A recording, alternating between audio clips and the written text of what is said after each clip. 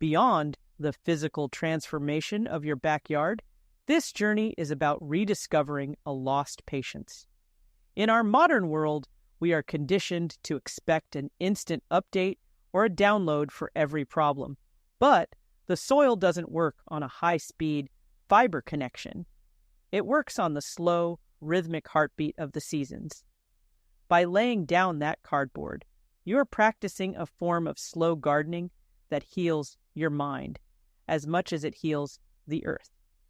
You'll find yourself walking out to that patch of ground not to pull weeds in frustration, but to observe the tiny miracles happening in the dark. You'll notice the soil becoming cooler to the touch, the birds visiting more frequently to hunt for the worms you've invited, and the subtle shift in the air as your garden begins to breathe again. This is the ultimate low-effort, high-reward lifestyle. It's about realizing that sometimes the most radical thing you can do is simply step back and let nature lead. Every box you recycle this way is a quiet victory against waste and a step toward a more resilient, self-sustaining home. Keep that cardboard coming. Keep the moisture consistent. And watch as your black gold factory quietly outshines every chemical shortcut on the market. You've got this. If this journey into the world of cardboard and black gold has changed the way you look at the trash in your garage, please subscribe and like the channel. We are uncovering the natural secrets that have been hidden in plain sight. Let's cultivate a greener future together. The next treasure of the earth will be revealed soon. Before we grab our gloves, we need to understand the why. Why cardboard? Why not just wood chips or straw? Cardboard is unique because it's a high-density form of cellulose and lignin. In the world of soil biology, these are the long-term energy bars for fungi and bacteria. While a handful of grass clippings gives your soil a quick sugar rush of nitrogen, cardboard provides a slow-burning, steady supply of carbon that keeps the biological fire burning for months. When you lay a sheet of cardboard over the soil, you aren't just covering the ground, you're building a 5-star hotel for soil life. Think about what a worm wants. A worm wants darkness, consistent moisture, and a steady supply of food. Cardboard provides all three. As the cardboard softens, it becomes a literal buffet for beneficial fungi. You'll start to see these tiny white threads, actinomycetes, moving through the fibers. These are the doctors of the soil. They break down the cardboard, and in the process, they create channels for air and water to move deep into the earth. Now, as an expert, I have to give you a warning.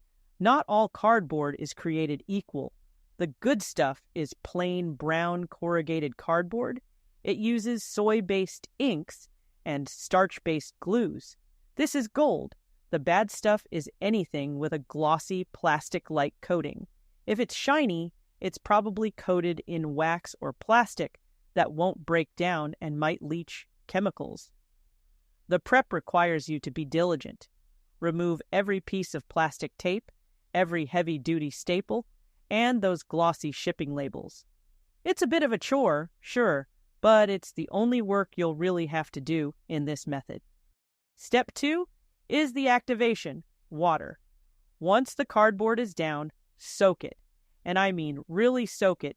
You want that cardboard to be so heavy and limp that it molds itself to the contours of the ground. This eliminates air pockets where slugs might hide. And more importantly, it signals to the worms below that the roof is ready and the buffet is open. Step 3 is the green layer, nitrogen. Now we add the flavor. On top of the wet cardboard, add a 2-inch layer of nitrogen-rich material. This can be fresh grass clippings, kitchen scraps, no meat or oil, or even spent coffee grounds from your local cafe. This green layer provides the protein that bacteria need to start the decomposition process. Step 4 is the brown layer, carbon. Cover the greens with more browns. Dry leaves are the best, but straw or wood chips work too. This layer acts as a carbon source and a filter, trapping the smells of the decomposing greens so you don't attract unwanted pests. Step 5 is the top dressing, the sealer. Finally, add a layer of finished compost or good garden soil on the very top. This makes the whole thing look like a finished garden bed instead of a trash pile. It also provides a medium for you to plant into immediately if you choose. A lot of people ask if they have to wait a year for the cardboard to rot before they can plant. The answer is a resounding no. You can plant right now. It's called the X-cut technique. Take a sharp garden knife and cut a large X through all your layers, right down through the cardboard. Peel back the flaps. Dig a small hole in the native soil beneath and drop in your transplant. A tomato, a pepper, or a flowering shrub. Tuck the cardboard flaps back around the base of the plant and cover with mulch. What happens next is beautiful. The plant's roots are protected by a thick mulch of cardboard that keeps them cool and moist. As the plant grows, its roots will naturally secrete enzymes that help break down the cardboard even faster. By the time the plant is huge and needs more space, the cardboard will have turned into soft, buttery humus, and the roots will dive right through it into the rich soil below. Let's talk about what's happening when you aren't looking. Week 1, the cardboard is absorbing moisture. Underneath, the weeds are starting to turn yellow. They are gasping for light. And as they die, they release their own stored nutrients back into the soil. Week 4 is the fungal frontier. If you lift a corner of the cardboard, you'll see white fuzz. Don't panic. That's exactly what we want. Those are fungal mycelia. They are the internet of the soil, moving phosphorus and nitrogen exactly where it's needed. Week 8 is the cardboard meltdown. The cardboard will start to feel like wet tissue paper. The worms have moved in. They are eating the cardboard, eating the dead weeds, and leaving behind castings, the most nutrient-dense fertilizer on the planet. As a peer, I have to be honest with you. Sometimes things go a bit sideways. Here is how to handle the scary stuff. The termite fear. People worry that cardboard will attract termites to their house. Here is the expert truth. Termites want dry structural timber. They want the frame of your house. Wet, rotting, flimsy cardboard buried under soil is too far gone for them. It's too processed. It's a paradise for worms and microbes, but a nightmare for termites who need wood they can tunnel through. Keep your pile a few feet away from your home's foundation just for peace of mind. But don't let this myth stop you. The slug issue. If you live in a very wet climate, cardboard can be a hiding spot for slugs. The fix? Don't leave the cardboard bare. Always cover it with a layer of mulch or compost. This changes the airflow and makes it less attractive for slugs to hang out on the surface. The smell. If your lasagna starts to smell like a swamp, you've added too many greens, kitchen scraps, or grass, and not enough browns. The solution is simple. Throw another layer of dry leaves or shredded cardboard on top. It's all about balance. Look at the dusty pile of old cardboard in your garage. To most people, it's just trash, something to be thrown away immediately, but to someone who understands the language of the earth, it's a real black gold mine. Cardboard is the ultimate long-lasting energy source for microorganisms and fungal networks to thrive. Don't let it sit in landfills producing toxic methane gas. Today, I'll show you how to transform those old sheets of paper into the most nutrient-rich, fertile soil you've ever seen. Let's get started.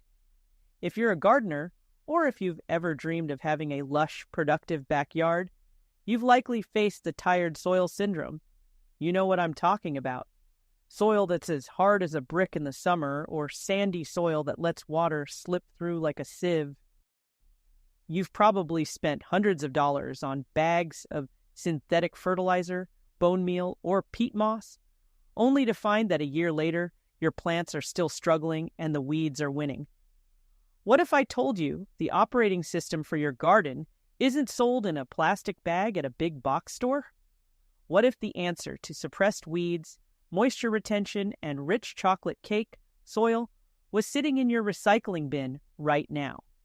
Today, we're stripping away the complexity. No fancy tillers that break your back, no expensive chemical additives, and no complicated math. I'm going to show you the passive-aggressive way to build a thriving ecosystem using nothing but cardboard, water, and a little bit of time. We're not just making dirt today, we're healing the earth one box at a time. Let's talk about philosophy for a second. Traditional gardening tells us to fight the soil. We're told to till it, turn it, and rip out every weed by the root. But every time you stick a spade into the ground and flip it over, you are essentially detonating a nuclear bomb in a microscopic city. You're tearing apart fungal networks and exposing delicate microbes to the searing UV rays of the sun. I prefer the garden quilt approach. Imagine your soil is tired. It's been baked by the sun and compacted by footsteps. Instead of stabbing it with a pitchfork, we're going to tuck it in. We're going to lay down a soft protective quilt of cardboard. This quilt does two things. It smothers the competition, weeds, and it protects the workers, microbes. This is quiet gardening. There is no noise from a tiller, no smell of gasoline, and no aching lower back the next morning. It's a transition from force to flow. We're working with Mother Nature's timeline, not a weekend warrior's schedule. This is the core of the masterclass. If you want 2,500 word results, you need a multi-layered strategy. We call this soil lasagna because, just like a good Italian dinner, the magic is in the layers. Step 1 is the foundation, the cardboard base. You don't even need to mow the weeds. If you have a patch of grass or waist-high weeds, just stomp them down.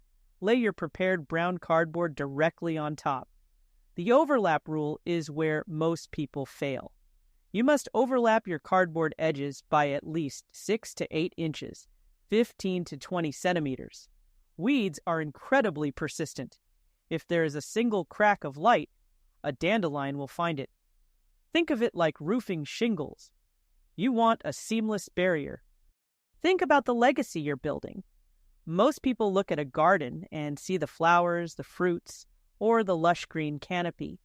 But as a specialist, I want you to look deeper.